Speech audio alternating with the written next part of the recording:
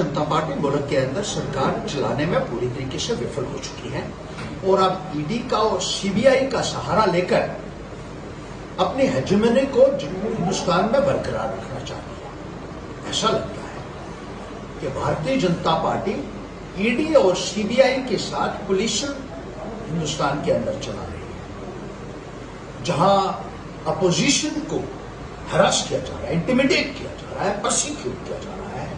वहीं भारतीय जनता पार्टी के नेताओं को खुली छूट दे रखी है, उनको पूछने वाला है। दिल्ली के अंदर जिस तरीके से सत्येंद्र जैन जी, जिन्होंने एक इनकलाब लाया हेल्थ सेक्टर में, उनके खिलाफ इस किस्म के मुकदमे बनाए गए।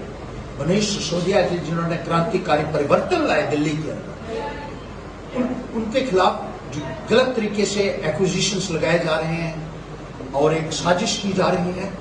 और बाकी जो देश के अपोजिशन के नेता हैं, उनको जिस तरीके से हरास किया जा रहा है इन इदारों का इस्तेमाल करके, ये गैर आईनी है, या गैर संवैधानिक है, या अनकॉन्स्टिट्यूशनल है और इसका संज्ञान राष्ट्रपति महोदय को लेना चाहिए।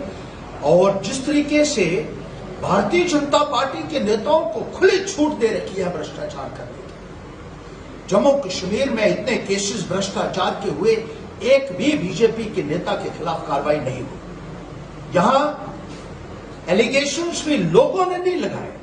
सत्यपाल मलिक जी जो यहां गवर्नर थे, उन्होंने कहा था कि 300 करोड़ रुपया रिश्वत उनको ऑफर की गई और बीजेपी के नेता, उन्होंने कहा, उसमें शामिल थे, बीजेपी के साथ जुड़े हुए नेता शामिल थे। उन्होंने यह भी कहा था एक पावर प्रोजेक्ट को अलॉट करने के लिए 35% रेट बढ़ाकर 100 करोड़ रुपए की रिश्वत की ऑफर हुई।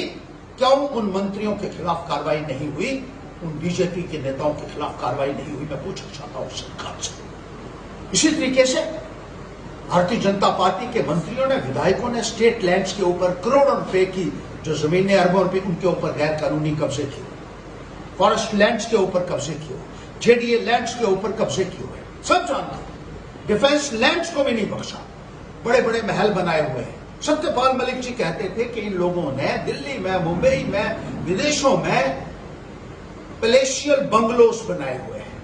2-2, 3-3 साल ये लोग जो एमएलए यहां रहे, उन लोगों ने भी इतनी तबाही और लूट की है, लेकिन कोई इनको पूछने वाला आज की तारीख में नहीं है।